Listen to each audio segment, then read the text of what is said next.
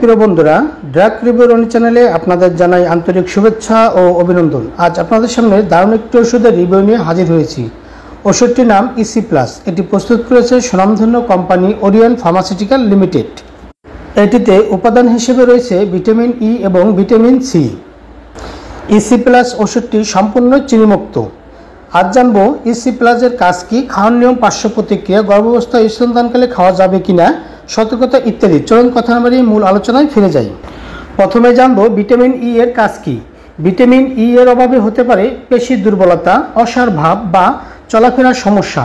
Vitamin E দেহের রোগ প্রতিরোধের ক্ষমতা থেকে শুরু করে কোষের ক্ষয় ও রক্ত জমাট বাধা রোধে কাজে লাগে।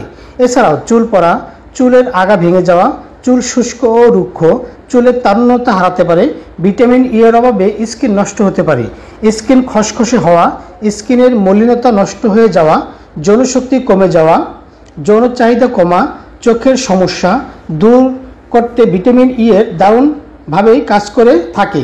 হার্ট, লিভার, মস্তিষ্ক, কোষের গঠন ইত্যাদিকে সুস্থ রাখতে ভিটামিন ই এর কার্যকারিতা অপরিসীম। এখন জানবো ভিটামিন সি এর কাজ কি। ভিটামিন সি হলো একটি শক্তিশালী অ্যান্টিঅক্সিডেন্ট যা আপনার শরীরের প্রাকৃতিক প্রতিরক্ষা ব্যবস্থা শক্তিশালী করতে পারে। আর অ্যান্টিঅক্সিডেন্ট হচ্ছে এক ধরনের অণু যা রোগ প্রতিরোধের ক্ষমতা বাড়ায়। এছাড়াও দুর্বলতা, ক্লান্তি, হাত ও পায়ের ব্যথা, লোহিত রক্তকণিকা হ্রাস, মাড়ির রোগ, চুলের পরিবর্তন, ত্বক থেকে রক্তপাত, বুক ধরফর করার মতো লক্ষণ দেখা যায়। ভিটামিন সি এর অভাবে ত্বকের নানা রোগ হওয়া, ত্বক জ্বালা করা, চুলকানি, মুখে ঘা, কোষ ক্ষয় প্রতিরোধ, উচ্চ রক্তচাপ, গিঁটে বাত, ক্ষত সারাতেও ভিটামিন সি এর কার্যকারিতা রয়েছে। খাওয়ার নিয়ম। প্রাপ্তবয়স্কদের জন্য প্রতিদিন একটি করে ট্যাবলেট দিনে 2 বার, সকালে এবং রাতে, অথবা একজন রেজিস্ট্রিকৃত ডাক্তারের পরামর্শ নিয়ে সেবন করুন। কেননা ডাক্তার আপনার বয়স, ওজন এবং রোগের উপর ভিত্তি করে ডোজ বা মাত্রা কম বা বেশি করতে পারেন। আর তাই অবশ্যই একজন রেজিস্ট্রিকৃত ডাক্তারের পরামর্শ নিয়ে ওষুধ সেবন করুন, সুস্থ থাকুন। পার্শ্ব প্রতিক্রিয়া। অনুমোদিত মাত্রায় এটি পার্শ্ব প্রতিক্রিয়া মুক্ত, তবে কদাচিৎ ত্বকের সংক্রমণ দেখা দিতে পারে, যেমন ত্বক হলুদ বিবর্ণ হয়ে যেতে পারে, ডায়রিয়া, গ্যাসের সমস্যা ইত্যাদি দেখা দিতে পারে, তবে সবার ক্ষেত্রে নয়।